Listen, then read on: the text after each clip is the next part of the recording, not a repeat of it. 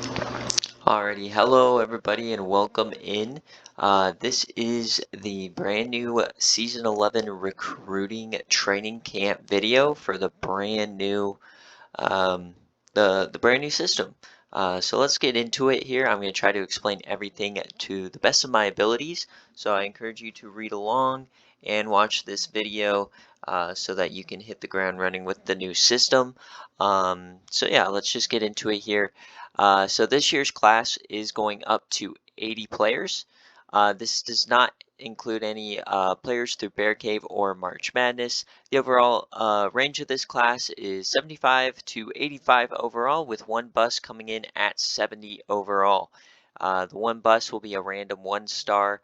It will not be the guy who says 80 out of 80 true talent necessarily, so keep that in mind. None of this has really changed. It's just we're going from 60 to 80 players. So this is all pretty much the same. We still are going to do in-game recruits. But how this affects the states is all 50 states and Washington, D.C. are still represented along with 5 international players. So the big 3, California, Texas, Florida, and international, which were formerly battlegrounds, will now be considered war zones because they have 5 prospects.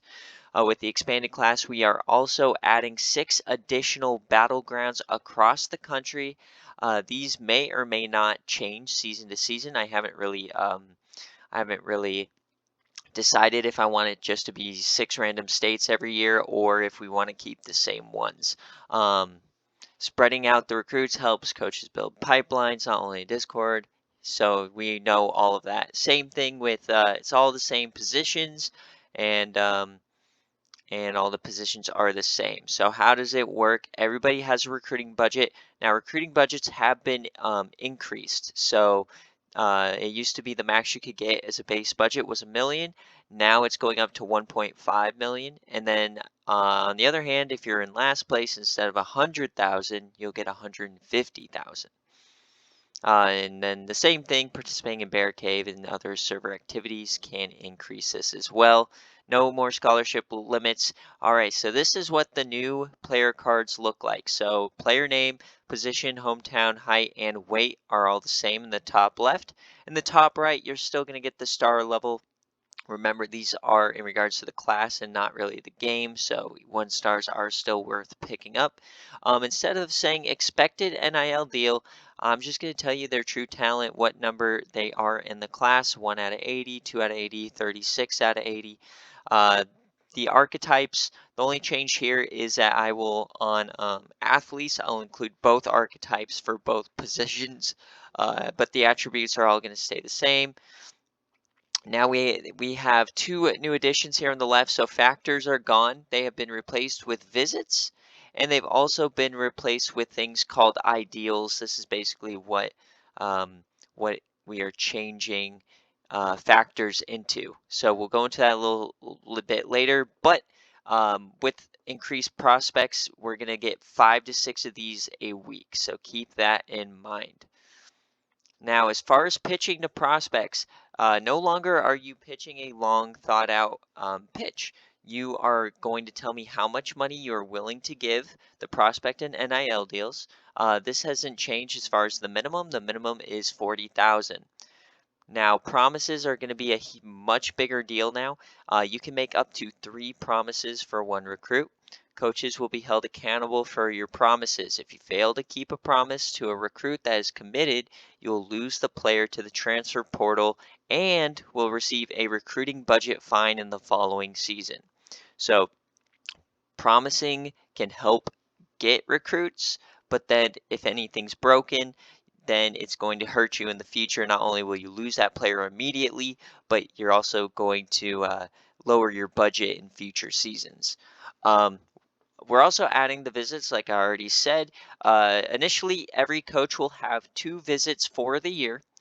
These can only be used on home games, and the results will have a direct impact on the recruiting battle. If you'd like a prospect to visit, you must tell me in your submission. So basically, how I want your submissions to work is on the top. I need the coach's name. I need the amount you're wanting to pitch, any promises, and then whether or not you want them to visit that week. Okay. When a player commits, the winning submission will be posted as well to hold everybody accountable. So really, I'm just going to post a list ranking the best submissions, and obviously whoever um, pitch is the most valuable in terms of everything combined will get the prospect. So how are promises going to work? So here they are. Promises will be much more impactful and carry a lot more risk moving forward. Coaches can submit up to 3 promises for one player, but if broken, will cause the player to enter the transfer portal and will give the coach a recruiting budget fine in the following season. The amount of coaches fined for a broken promise is equivalent to the tier of their promise that was broken multiplied by 2. So for example, if you break a tier 3 promise, it is a $100,000 fine in the next season. The 3 tiers of promises are 10K, 25K, and 50K. You can pick any combination of the promises on the list, but can only use one tier 3 promise per recruit. Notice all the promises are designed to be able to be evaluated during the player's career, so they can/will enter the portal if they are broken. Any promises made outside of this list will not be considered. All right, so basically promises, these are the only ones you can offer. If you offer anything outside of these 18, I will not consider it. Okay? Tier 1 promises, if you say one of these in your submission, it will increase the value of your submission by $10,000. Okay, so these are things like day 1 starter, no redshirt, making a bowl game in your first 2 seasons, no playbook/tendency changes. So this will encourage coaches not to constantly change their playbooks. If you promise this and then you change your playbook, it will be an instant transfer. No injuries in the first 2 seasons. So this is kind of a little fun, risky one you could take if you want. You could promise them, hey, you're not going to get injured in your first 2 seasons, and kind of take the risk. In-game injuries don't count. It's only if it's like a multi-week injury where I post about it is when this promise would be failed. Okay, so that's one. And then win your divisions in your first 2 seasons. Those are all very easy to judge on whether or not they actually happen. Now moving up to 25,000 tier, if you promise something like this, then you will increase the value of that submission by 25,000. Remember, if you break one of these promises, you'll incur a $50,000 fine. So these are a little bit harder, promising that they're going to win a bowl game in their first 2 seasons, promising a 10-win season in the first 2 seasons, winning a conference championship in the first 2 seasons, promising them freshman All-American, promising them that they'll finish ranked in the first 2 seasons. So this means after conference championships, they'll finish ranked. And then finally, NCAA Player of the Week in the first 2 seasons. So promising that they'll have a breakout week at one point. Now we're going to go up to the big boys, the 50K tiers. These promises will increase your submission by $50,000. Now, you can only promise max one of these in one submission. So you can promise them back-to-back conference championship game wins, promising them an in-game reward. So this is the things like the Maxwell, the Walter Camp, the Jet, anything like that, the Heisman. Making a team of the year in your first 2 seasons, making the SFA Player of the Year in the first 3 seasons, a college football playoff berth in your first 2 seasons, or win a natty in the first 3 seasons. Remember, as soon as one of these is broken, you will get a $100,000 fine and you'll lose the player to the transfer portal. So really, how we design this is that 10K promises, I expect these to be thrown out a lot. 25K, these will be slightly more rare, really used on that big prospect you want. And then the 50K, I don't expect these to be used all that often. Coaches who go heavy on these promises and do not think they're going to get hit are going to get smoked. So someone's going to get screwed by this. Make sure it's not you. Visits. So every coach will have 2 visits at their disposal during each season. These can only be used during the week of a home game and will be avoided if you attempt to use it on a bye week or an away game. I'm not going to give the visit back to you. So if you're not smart enough to tell me, hey, this is a home game, and you do it on an away game, then you'll lose the visit and it won't help. Visit importance for a win and a loss will be randomly generated for every recruit between 25,000 and 60,000. This will make the use of a coach's limited visits very strategic. If you lose a battle in which a visit was used, you will not receive the visit back like you do NIL. So if we scroll back up here to the player card, it has been randomly decided for every recruit somewhere between 25K and 60K, the importance of a win and the importance of a loss. Okay, so if you ask a recruit to visit 1 week and you win, and they have 31,000 here, that it will increase the value of your pitch by that much. If you lose and they have 40K here, then it will devalue your pitch by $40,000. These are different for each one. So a prospect could have a very high win amount added, but a very low loss amount added. So it's a lot less risky to have them visit, while others could potentially have a very low win impact versus a very high loss impact. So it's all been randomized. Moving on to ideals. This is the brand new concept. So ideals are more or less are replacing factors. Ideals give coaches who qualify a 25% boost to their submission value, but can also be outbid. The goal with this system is to give coaches an advantage by not have battles strictly decided by these categories. Some players may have an ideal, but many will not have any. Initially, there will be 5 different ideals that are possible in Season 11. They are close to home, far from home, warm climate, moderate climate, and cold climate. A player will have at most one of these ideals impacting the recruiting battle. Here are how the ideal boost will be determined. So if the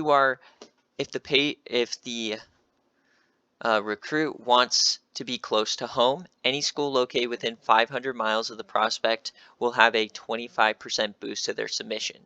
So how these work is if you qualify for an ideal, after the total monetary value after your NIL plus promises plus visit result, I'll multiply it by 1.25 basically if you qualify for an ideal, okay?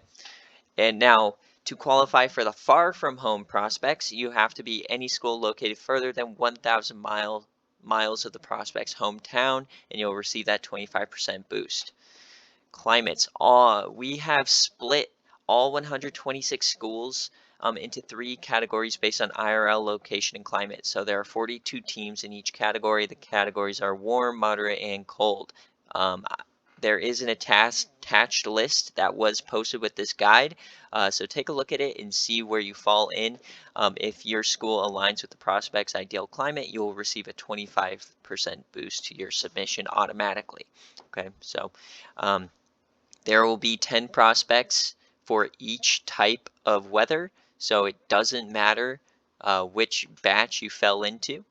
And same with close home and far from home, there will be 10 prospects of each, and then there'll be 30 prospects that have no boosts added. Moving down to pitch counts. So, like I said, we added pitch counts a little while ago, but they are still here. Now, here's how it works. If you have a recruiting budget of over 600,000, you're capped at a max of 3 submissions in 1 week. If you exceed the max submissions, I will disregard the additional submissions from consideration. And then if you have under 600,000, you have no cap and can pitch to every prospect in a week as you desire. This is one thing that helps the little guys have more of a chance.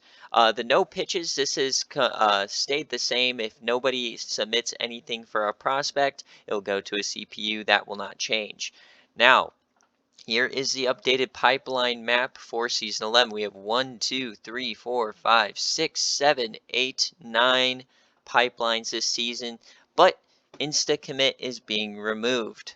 So here is how it will work.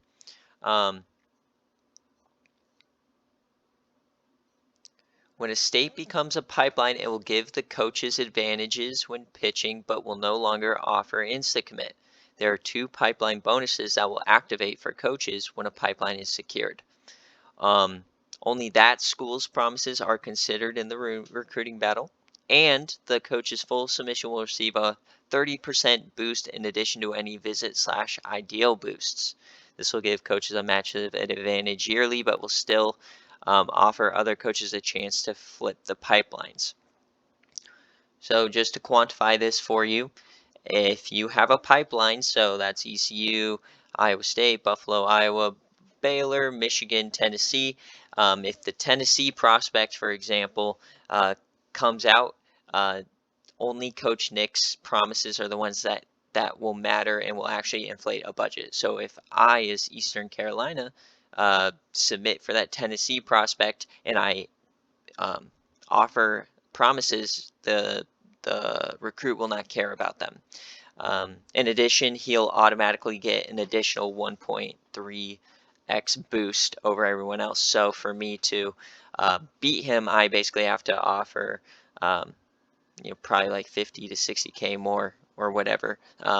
So keep that all in mind. Like I said, you guys are always encouraged to make submissions to any intriguing prospects, as it's now easier to flip pipelines, and I don't want to see people being able to keep their pipelines for little to no money. All right, so battlegrounds, these have not changed. There's just a lot more of them, so there's 6 now. You will not know which states are battlegrounds. You will find out as you go. But if you want to secure the battleground for the next season, you still only have to sign 2 of the 3 available prospects. War zones, these are the big 3. These were the former battlegrounds. You got California, Texas, Florida, and international, which is really just all Canada. But these have 5 available prospects. For this to become a pipeline for you, you have to sign 4 of the 5 available. If you do, then you'll have those advantages for the next season on all 5 of those prospects. Now, moving on to the transfer portal, this is the big addition. Off-season strategies are being completely redone in Season 11 because I found a way to create a fully functional transfer portal for the SFA. Moving forward, any leftover recruiting budgets will be used to attract SFA and non-SFA players alike from around the country to make a push for the national championship. After the coaches changes stage of the offseason, we will have a 3-day transfer portal window. At the start of the transfer portal stage, I'll showcase each player in the portal either by stream or a video posted in the Discord. This showcase will show you base info on each player like name, year, position, overall, which is before progression, and what school they are projected to transfer to. Each day of the transfer portal window, each coach will be available to submit through a Google form their remaining budget to all players in the portal. Now, these are non-traditional pitches because the transfer portal is all about money, so each recruit will go to the highest bidder. You must offer at least $30,000 to earn a commitment because these players do have less eligibility. So here's an example of what you should submit. So for instance, I put here ECU coach. I had 150,000 left, and these are 3 players I want to put them on that were in the portal. If 50K was the highest bid, then I would get Arch Manning, etc., etc. So really easy, no ideals, visits, or any of that crap in the transfer portal. And after each day, I'll go through and have each player who's offered signed to the highest bidder. If your bid is not picked, you will get your money back and try again the next day. Each coach can sign a maximum of 5 players total from the transfer portal across the 3 days. If you do not have enough to make a submission, then you cannot participate in the transfer portal window. And like always, any excess funds at the end of the season will go to the generational talent fund like usual.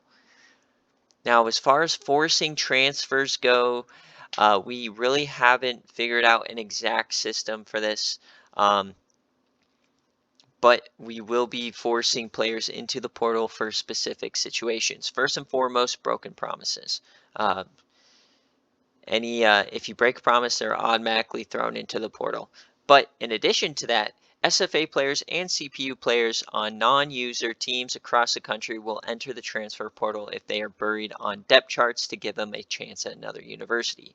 The game itself does a good job with the underclassmen, so I foresee only using this on upperclassmen who can help a user team immediately. So think guys like Connor Shaw who are buried on depth charts, Ryan Leaf, etc., who got Cody Green, who's gotten benched. This will be developed as we go and will be a very case-by-case scenario. The important thing to make sure I communicate to everyone here is that your user SFA players will only enter the portal if a promise is broken or in an extreme circumstance like potentially a Calvin Johnson where it makes sense. In addition, though, this is a big one. If you are fired or decide to leave to a new job, your current SFA players will have a 30% chance at entering the transfer portal. Once in the portal, you will need to convince them to follow you just like everyone else. If you are cheap, they will go to a different user. If nobody pitches to them, they will follow you. So I'm just going to use Baylor here as an example. I'm recording this before he decides where he goes, if he goes anywhere. But potentially, if he wanted to keep a lot of his budget because he knows he's going to leave at the end of the year, there would be I'd spin a wheel for each individual player, and X amount would enter the portal to follow him. Once they're in the portal, though, they're up to anyone. So if he wants to be cheap on, like Braylon Burnside, for example, and someone else outbids him, then Braylon Burnside will go to the other coach. So that can create a lot of fun dynamics, as well as is maybe encourage coaches to jump around a little bit more. If a forced player, though, if somebody I forced transfer is not signed by a user, their destination will be determined by a random generator to any non-user school. So, I'm not going to cheat and build super CPU teams. I'll just do a random wheel if nobody wants a guy I put in there. Here's just a few other notes on the transfer portals. I will not show the exact rankings or ratings as they do not matter for guys in the portal. Remember, it does happen before progression, so it kind of is irrelevant. I'm not going to answer hundreds of questions about their ratings, so it's kind of a shot in the dark in the portal if you want a guy or not. You can use your budget to save someone from your school transferring away. Be the highest bidder to keep them at your school. So for instance, if Arch Manning decided to transfer and Pinstripe really did not want that to happen, he could save him from leaving, basically. If your team is projected to get a transfer at the start of the window, it does not guarantee another user will not steal them through the 3-day process. So, for instance, if Arch Manning was projected to go to ECU, and obviously I don't place a bid on them because I think I can get him, then he'll just go somewhere else because somebody else will pitch to him, right? So if you're projected to get the player at the beginning of the window, you got to really think about whether you think someone's going to screw you or not. Recruiting in season will always be more effective because the recruits have longer eligibility and are a higher starting overall. Don't trust the portal to provide gems every season. So this is really just a disclaimer. You guys have budgets. Don't save all of it for the transfer portal. You are going to be disappointed. The vast 90% of them are going to be freshmen or sophomores that are between like 70 to 75 overall. So they're not going to be instant, 85 overall starters for you. So there might be a few of those, but those are going to be few and far between. So don't screw yourself over like that. And then any player that does not receive a bid will transfer to the original projected school like normal as directed by the game. The transfer portal, I really like this because it's going to offer users a lot more options to better their teams directly, which is pretty much the whole purpose of the SFA. And it fixes a lot of pitfalls of the previous system, as well as saves a shitload of time for me. And it's more fun. Now, off-season strategies. What are we going to do with these? With the addition of the transfer portal, off-season strategies will now be a reward for teams that make the college football playoff or win a bowl game. This makes low-level user bowls more exciting and will give coaches rewards that do not require NIL money. If a non-playoff conference champ loses their bowl game, they will receive a reward, but it will be randomly determined. If you earn a reward, here are the options. Get a player card early from a state of your choice, raise the overall of one of your SFA players by +2, or a $40,000 recruiting budget bonus for the following season. So basically, if you win a bowl game or you make the CFP, you're going to get your choice at one of these three. If you are like Buffalo in season 10, where you win your conference but you lose your bowl game, I'll still give you a reward. I'll still give you one of these three rewards, but it will be random. So, for instance, Pinstripe would be spinning the random wheel here this season. As far as recruiting rules go, please do not talk about your specifics about how much money you offered, if you offered a visit, or any promises made while a recruiting battle is in progress. This will only hurt your chances. If you're saying in the server, hey, I offered them this much and we did a visit, someone's just going to screw you and offer slightly more. Collusion of any kind is strictly prohibited. This means DMs with anyone. Please don't do it. Somebody always will snitch and you will get screwed. Anything that seems shady is not outlined as a rule or falls into any sort of little gray area or loophole or anything like that is going to be considered a violation based on my evaluation. Don't try to exploit it. Yeah, I will punish you for it. While I decide as far as how much recruiting budget losses, loss of players, postseason bans, or anything like that. As far as being banned from the server, mods will have a say. As always, using the media is the best way for you to impact how a battle goes. If you really like a player, you might want to make shit up and try to get people to spend less money so you can get them. And then obviously my disclaimer here, this class was already made in season 9. Really, there isn't a change to how I do my recruiting this season because I'm going to submit it before anybody else submits theirs. And my only big rule is that I can't attempt to have a battleground or a war zone as a pipeline.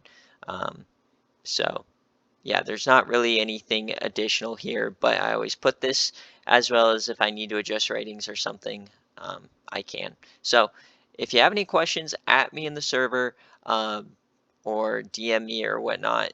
I'm happy to answer anything. This is a really basic system, but it takes all the subjectiveness out, which is really nice. This is a great foundation for us to build off of. So obviously keep the suggestions going if you want to see something be built on in this system. But yeah, thanks for watching.